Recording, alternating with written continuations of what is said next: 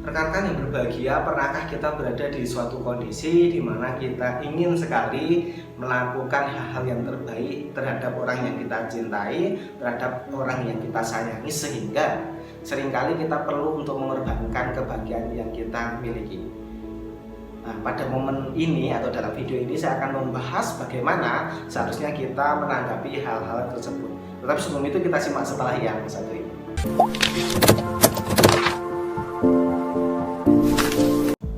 Hal yang menjadi kebiasaan di dalam diri kita adalah kita memiliki suatu pola yang secara naluri kita miliki, bahwa kita ingin melakukan hal yang terbaik terhadap orang yang kita cintai, terhadap orang yang kita sayangi, adalah memiliki sebuah kepuasan batin.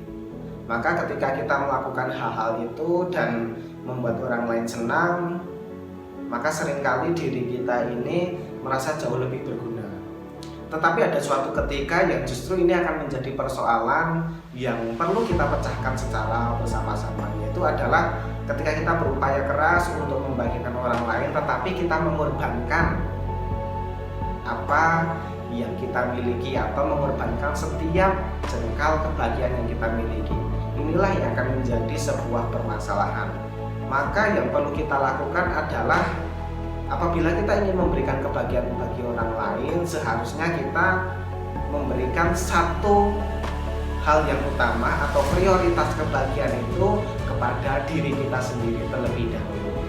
Ibarat lilin itu ketika ingin menyalakan api kepada lilin-lilin yang lain, lilin yang pertama harus memiliki api yang kuat dan api yang besar, sehingga ketika diberikan kepada lilin-lilin yang lain akan memberikan api yang juga kuat dan juga besar dan memberikan kebermanfaatan lebih kepada lilin-lilin yang lain. Maka yang harus dilakukan adalah, sebelum kita memberikan kebahagiaan orang lain, berkacalah kepada diri kita sendiri, apakah kita sebenarnya sudah benar-benar bahagia. Karena kebahagiaan yang kita miliki ini seharusnya benar-benar kebahagiaan yang memberikan manfaat kepada orang lain. Jangan hanya kebahagiaan yang pura-pura. Melihat orang lain bahagia, kita pura-pura bahagia. Melihat orang lain menderita, kita pura-pura menderita. Dan inilah yang akan menjadi hal yang berbahaya. Kepura-puraan inilah yang tidak akan memberikan kemajuan terhadap diri kita, sehingga yang perlu kita lakukan adalah kebahagiaan itu harus muncul dari kejujuran yang kita miliki.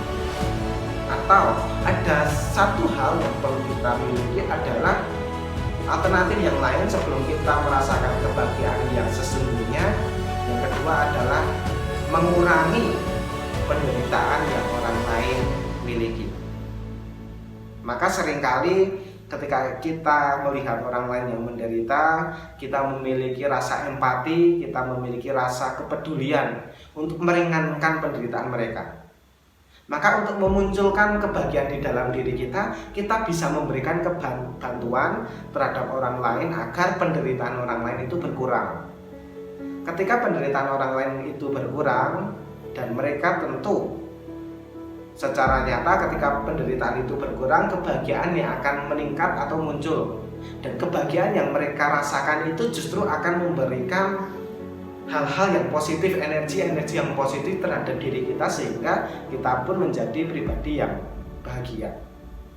Sehingga ada dua alternatif. Yang pertama adalah, kalau kita ingin membahagiakan orang lain, kita perlu untuk bahagia terlebih dahulu agar kita bisa memberikan itu secara tulus, memberikan itu secara jelas, memberikan kebahagiaan itu tanpa berpura-pura. Dan jangan sampai kebahagiaan kita ini sebagai kebahagiaan yang kosong atau kebahagiaan yang pura-pura. Sebenarnya kita tidak bahagia, tetapi di mata orang lain kita terlihat bahagia.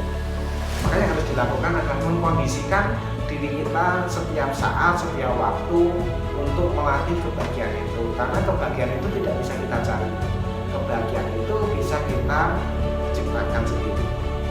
Yang kedua adalah bagaimana untuk kita memiliki kebahagiaan yang timbul dari dalam, timbul dari hati nurani kita, yaitu adalah dengan memberikan bantuan kepada orang yang sedang menderita. Ketika kita merasa dan melihat orang yang penderitaannya berkurang, bahagia mereka semakin bertambah, maka secara otomatis kebahagiaan yang ada di dalam diri kita juga akan meningkat. Kebahagiaan inilah yang muncul dan juga bertahan secara lama. Dan kebahagiaan ini memang harus dilatih, tidak hanya dilakukan 1 atau 2 kali, tetapi harus dilakukan secara rutin. Ciptakanlah kecanduan terhadap berbuat baik. Ciptakanlah kecanduan terhadap hal-hal yang membuat kita jauh merasa lebih baik, memberikan kebahagiaan bagi orang lain.